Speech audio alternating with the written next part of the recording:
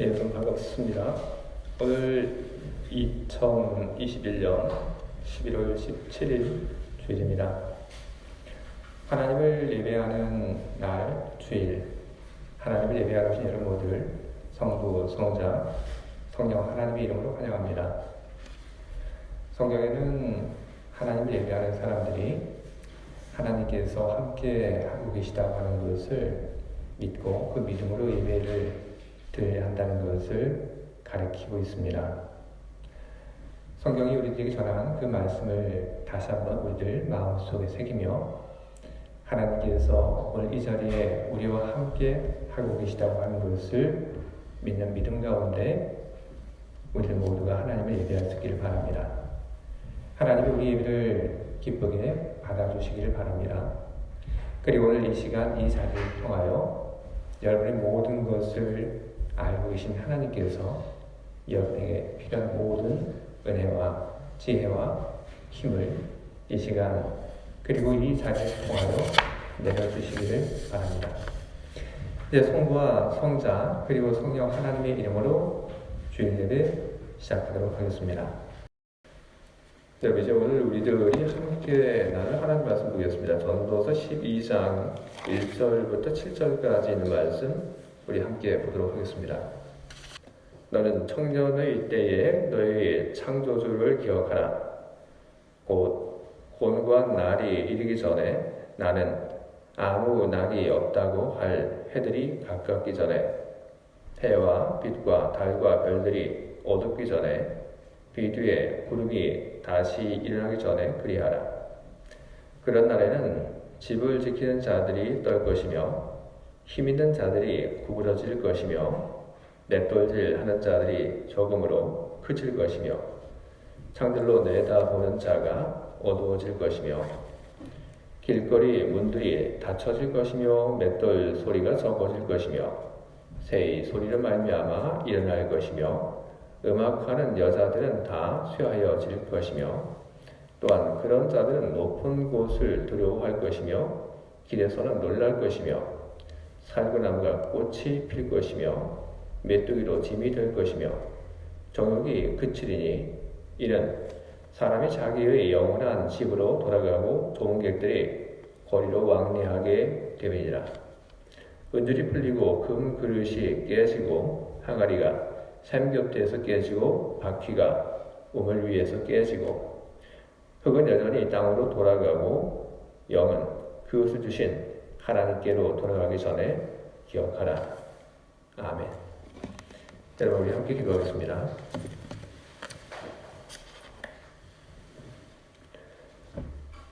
오늘 우리를 이곳에 불러주신 하나님 앞에 나온 우리들 한 마음으로 주님을 예배하고 있습니다.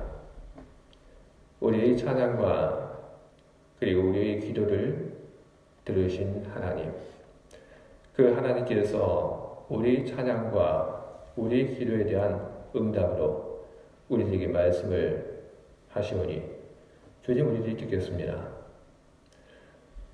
제단에 있는 설교자를 통하여 주님의 말씀이 잘 전달되기를 바랍니다. 설교자를 주님께서 도우시고 합당한 은혜를 내려주시옵소서. 또한 하나님 말씀을 듣기를 원하는 모든 주의 사랑하는 자들에게 또한 필요한 은혜를 더하여 주시옵소서.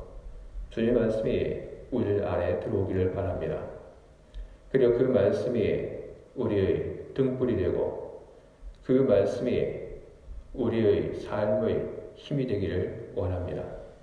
주의 말씀을 잡고 살아가는 우리 모두의 모습이 하나님의 기쁨이 되기를 소망하며 예수 그리스도 이름으로 기도드립니다. 아멘.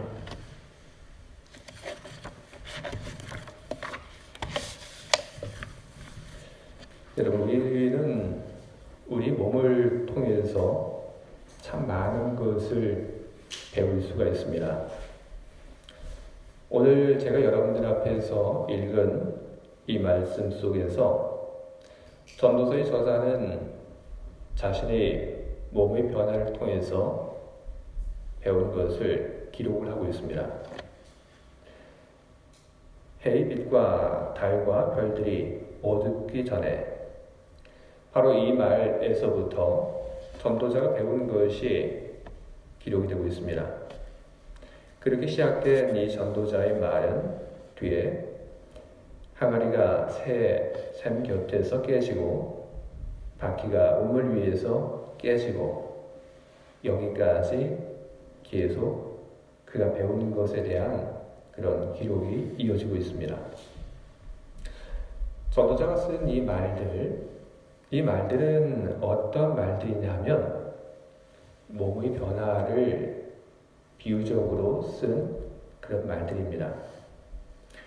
힘 있는 자들이 구부러질 것, 이 말은 허리 아픈 걸 이야기합니다. 그래서 힘 있는 사람들이 늘 씩씩하게 다니다가도 그냥 시간이 되고 나이가 들고 아니면 또 다른 어떤 허리에 문제가 있게 되면 자연스럽게 허리가 구부러지게 됩니다. 상들로 내다보는 자가 어두워질 것이며, 이거는 눈이 잘 안 보이는 것을 이야기합니다. 길거리 문들이 닫혀질 것이며, 이건 다른 것이 아니라 귀가 잘 안 들리는 것을 이야기합니다.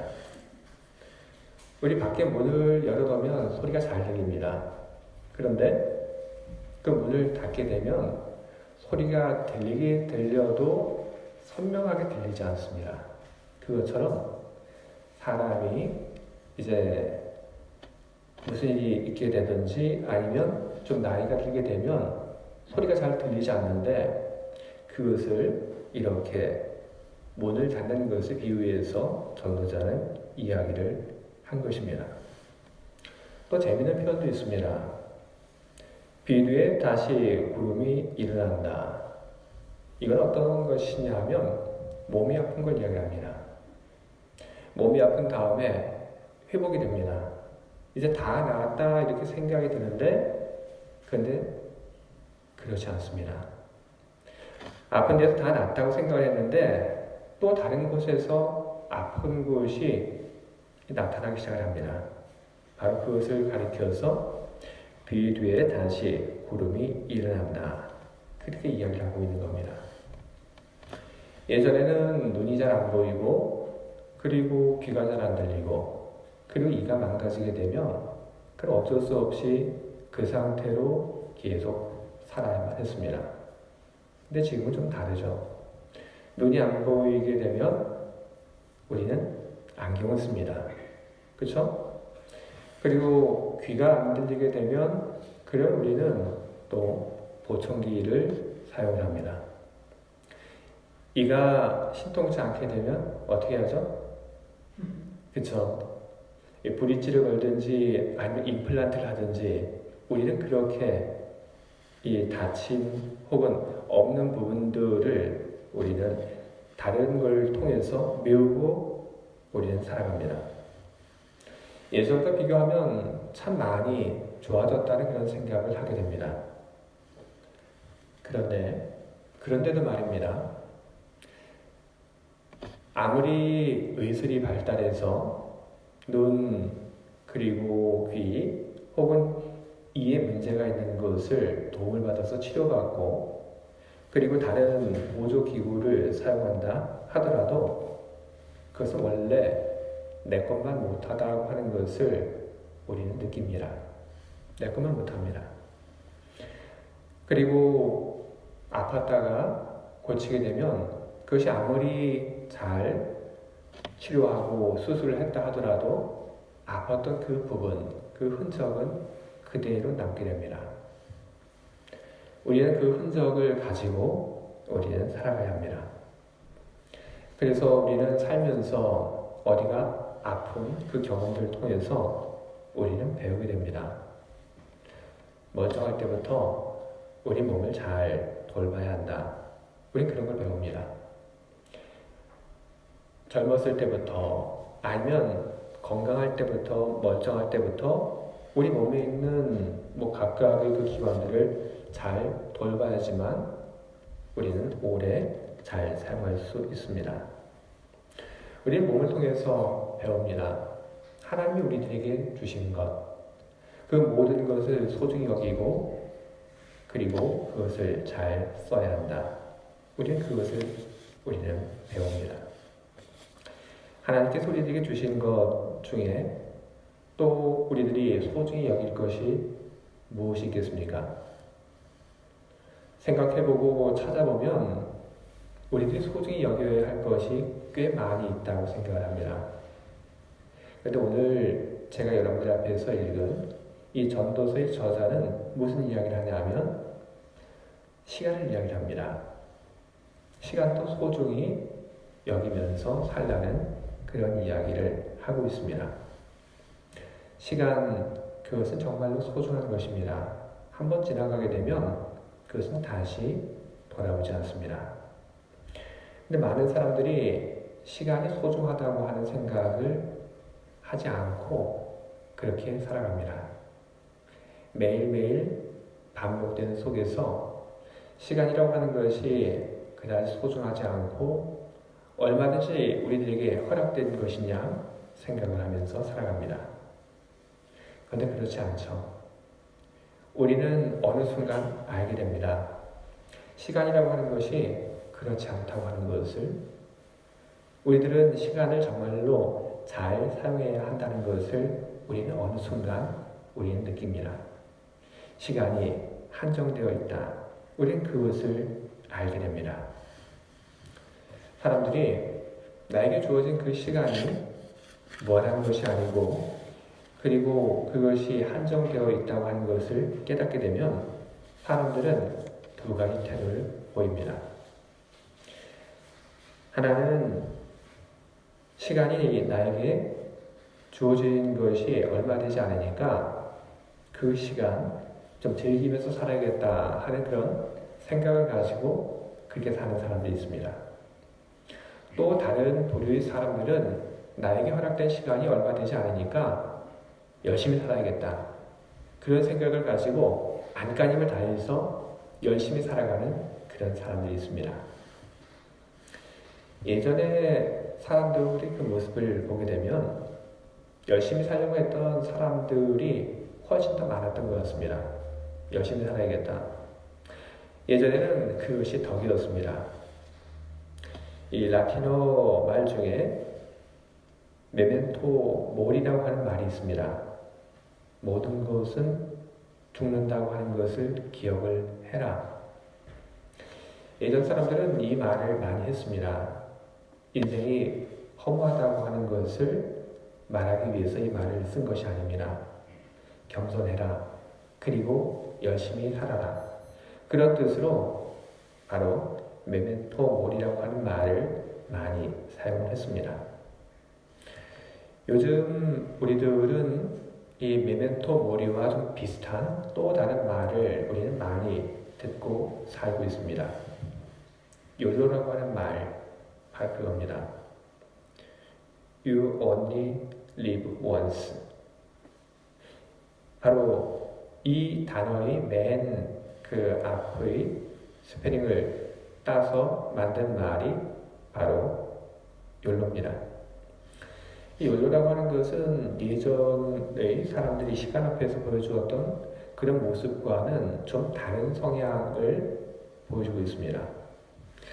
어떤 분들은 이 욜로라고 하는 것을 나쁜 소비 습관과 결부시켜서 그렇게 이야기하는데 욜로라고 하는 것이 비단 그런 뜻만은 아닙니다. 사람들이 이 행복을 위해서 많은 일을 하지만 사람들은 많이들 행복을 유보하는 그런 일들에 익숙합니다. 지금 말고 나중에 행복하자. 근데 욜로를 이야기하는 분들은 그런 생각에 동의하지 않습니다. 내가 왜 나중에 행복하기 위해서 지금 내가 행복을 하지 않고 왜 내 행복을 유보해야 하는가? 나는 지금 행복하겠다. 삶이 유한하기 때문에 나는 행복을 미래로 넘기지 않고 나는 지금 행복한 그런 선택을 하고 행복하게 살아야겠다. 이렇게 누군가는 생각하고 그렇게 삽니다. 또 누군가는 인생은 유한하기 때문에 열심히 살아야겠다. 그 생각 속에서 정말 치열하게 열심히 살아갑니다. 이 두 가지 중에서 어떤 것이 선하고 어떤 것이 악한 것일까요? 이 둘 중에 어느 것이 좋은 거고 어떤 것이 나쁜 것인지 아무리 이야기해봐도 여러분 결론이 나지 않습니다. 어떤 삶이 더 좋고 그리고 어떤 삶이 더 나쁜지 우리들이 그 이야기를 할 필요가 없는 것이 이런 생각은 우리들이 어떤 삶을 지금까지 살아왔는지에 따라서 결정이 되기 때문에 그런 것입니다. 우리가 무엇을 만났고 어떤 사람들과 교제했고 무엇을 읽었는지 그런 것들이 하나하나 쌓이고 더해지고 더해져서 한 사람의 생각을 만들게 된 것입니다. 그렇기 때문에 삶의 그 유한함 속에서 사람들이 갖는 각각의 그 태도들, 그것은 그 사람이 어떤 삶을 살아왔는지를 보여주는 것입니다. 그렇기 때문에 이것이 옳다, 저것이 옳다 이야기할 필요가 없는 것입니다. 삶의 그 유한함 속에서 자기에게 주어진 그 시간이 얼마 되지 않는다는 그 속에서 사람은 자기가 살아온 그 삶을 통해서 얻은 경험, 지식, 이 모든 것을 가지고 내가 어떻게 하는 것이 나에게 이익이 되는지를 판단을 합니다. 그리고 내가 어떻게 하는 것이 내 삶에 이익이 되는지 묻고 그 물음에 대해서 얻은 그 답을 가지고 사람들은 살아가게 되는 것입니다. 이런 것을 가리켜서 좀 전문적인 용어로 이야기한다면 주체성이라고 얘기를 합니다. 주체성이라고 하는 것은 스스로 판단해서 행동한다는 그런 뜻입니다. 사람은 누구나 다 스스로 판단합니다. 나에게 무엇이 필요한지, 그리고 나에게 이익이 되는 것은 무엇인지 사람들은 스스로 판단하고, 그리고 그 판단 속에서 가장 좋은 것을 사람들은 선택하고 그 선택을 따라서 사람들은 살아가고 있는 것입니다. 그런데 이런 사람들의 그 주체성에 영향을 줄 수 있는 것이 있습니다. 그것이 무엇이냐면 이 심리학자인 허태균이라고 하는 분은 관계성이라고 얘기를 합니다. 이분은 이 관계성에 대해서 우리들이 음식점에 들어가서 음식을 시키는 그 속에 이것저것 시키지 않고 음식을 똑같은 것을 시키는 것을 바로 관계성 때문에 그렇게 한다고 설명을 합니다. 실제 우리들 이런 경험들 많이 합니다. 복잡한 음식점에 여럿이 들어갑니다. 그리고 그 복잡한 음식점에서 우리 음식을 시킬 때 우리는 어떻게 합니까? 우리들은 다른 사람이 뭘 먹겠다고 주문하는지 우리는 다른 사람이 그 주문 내역을 미리 듣습니다.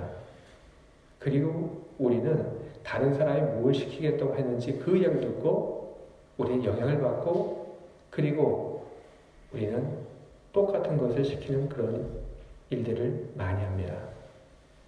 왜일까요? 그 사람 시킨 거 그게 내가 제일 먹고 싶은 것이기 때문에 그것을 시키는 겁니까? 그렇지 않죠. 사실은 내가 먹고 싶은 거는 다른 게 있습니다. 근데 우리는 생각을 하죠. 아, 이거 시키면 이거는 좀 시간이 많이 걸리겠구나. 우리는 그렇게 생각합니다.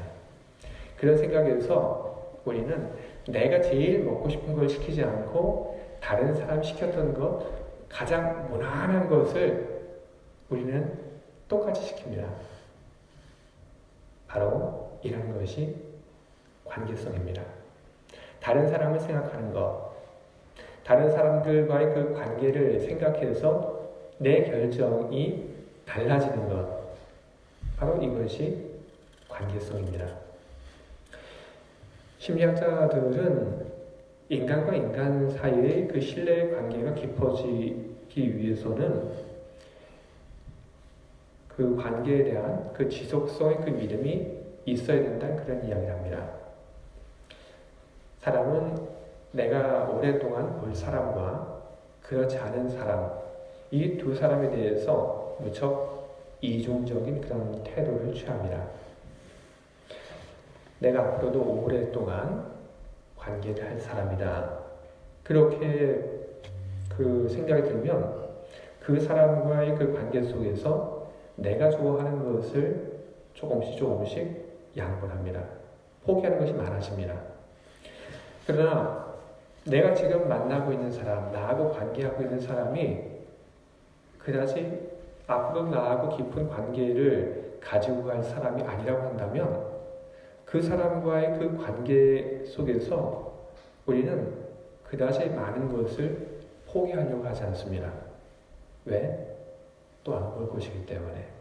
우리는 그냥 내가 원하는 것, 내가 좋은 걸 그냥 합니다. 바로 이것이 우리들이 관계성 속에 살고 있다는 그런 증거인 것입니다.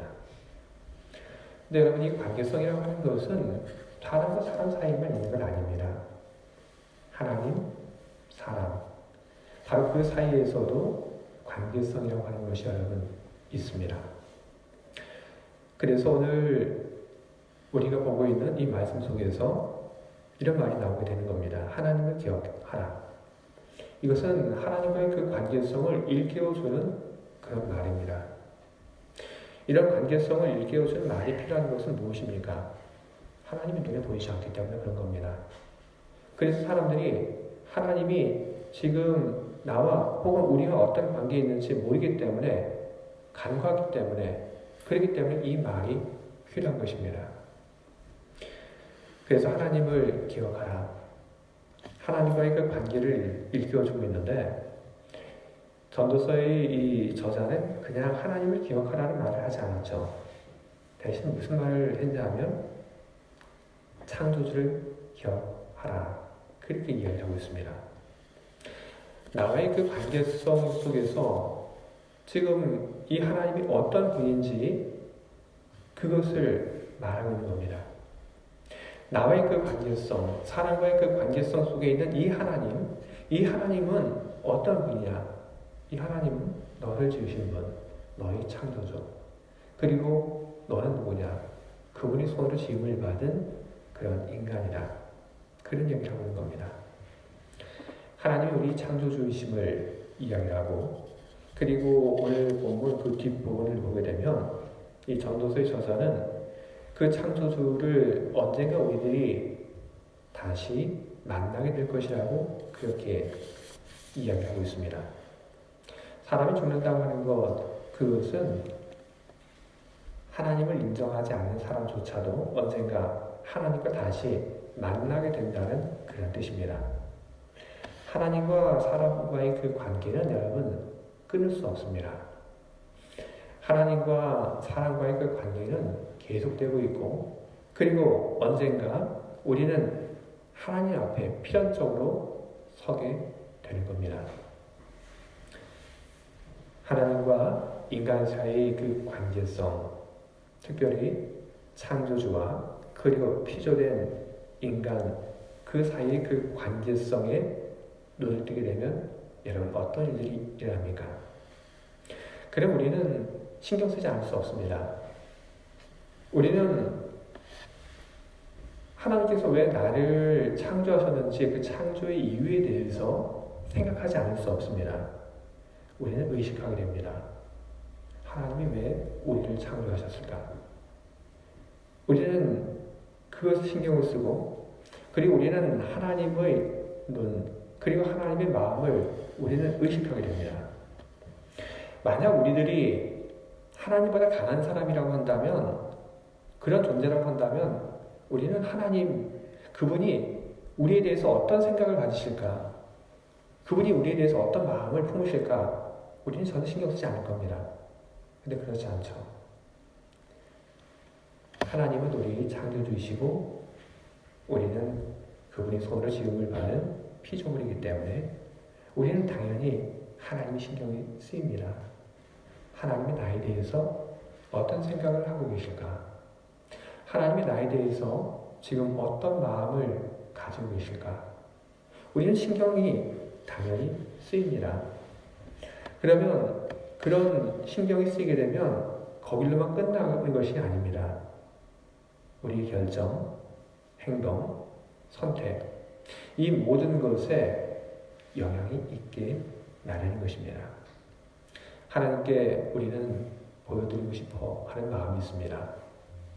하나님의 집의 피조물인 내가 하나님의 그 창조의 그 이유를 잘 알고 그리고 잘 살고 있다고 하는 것을 하나님께 보여드리고 싶은 그런 마음이 우리 안에 생겨나게 되는 겁니다. 내가 하나님을 정말로 잘 예배하고 경배하고 사랑하며 살고 있다고 하는 것을 하나님께 보여드리고 싶은 그런 마음들이 우리 안에 생기게 되는 겁니다. 그러면 어떻게 해야 되는가? 자기가 좋아하는 것만 하지 않습니다. 다른 선택을 하게 됩니다. 하나님이 기뻐하시는 일, 그 일을 선택을 하게 되는 것입니다. 우리는 사도 바울의 이야기를 알고 있습니다. 사도 바울이 하나님의 부름을 받아서 복음 전도자로 사역을 하던 중에 그가 이야기합니다. 나는 과거에 내 자랑이었던 것을 다 버렸습니다. 그렇게 이야기합니다. 그는 왜 그 모든 것을 다 버렸을까요? 버리지 않고 그냥 가져가면 안 됩니까? 하지만 사도 바울은 그걸 다 버렸습니다. 왜? 하나님 때문에. 하나님께 보여드리고 싶었기 때문에, 하나님이 알아주시기를 바랐기 때문에 그는 모든 것을 다 버렸습니다. 내가 하나님만 사랑한다고 하는 것을 하나님께 보여드리고 싶었기 때문에 바울은 자기가 과거에 사랑했던 것, 자기가 과거에 자랑을 여겼던 그 모든 것을 버렸습니다. 그리고 그 버림을 통해서 하나님께 그는 인정받고 싶어 했던 것입니다. 근데 바울만 그런 건 아닙니다. 보디발의 아내의 유혹을 뿌리친 요셉, 그 역시 마찬가지였습니다. 보디발의 아내가 요셉을 유혹할 때 요셉이 뭐라고 얘기를 합니까? 하나님 이야기하면서 뿌리치죠. 당신이 못생겼다, 싫다 이런 얘기 하지 않죠. 하나님을 이야기하며 뿌리칩니다. 하나님과의 그 관계가 다른 사람들 속에서도 그렇게 나타나게 된 것입니다. 바로 여기에 우리들이 배워야 할 것이 있는 겁니다. 하나님의 그 관계 속에서 우리들이 살고 있다고 하는 그런 의식이 얼마나 우리의 삶을 바꿔놓을 수 있는지 우리는 바로 이런 이야기들 속에서 우리는 배우게 된 것입니다. 우리는 하나님과의 그 관계 속에서 우리가 있다고 하는 그 속에서 우리는 수없이 많은 결정과 결단을 우리는 하면서 우리는 살아가게 되는 것입니다. 루터는 수도자가 되기로 그렇게 결정을 합니다. 길을 가다가 벼락이 떨어지고 그리고 그 벼락을 위해서 그의 친구가 목숨을 잃었을 때 그는 하나님과의 그 관계를 그는 다시 생각하게 되었습니다. 그는 하나님과의 그 관계 속에서 자신의 그 미래를 하나님을 위해서 드리겠다고 서원하고 수도자가 되었던 것입니다.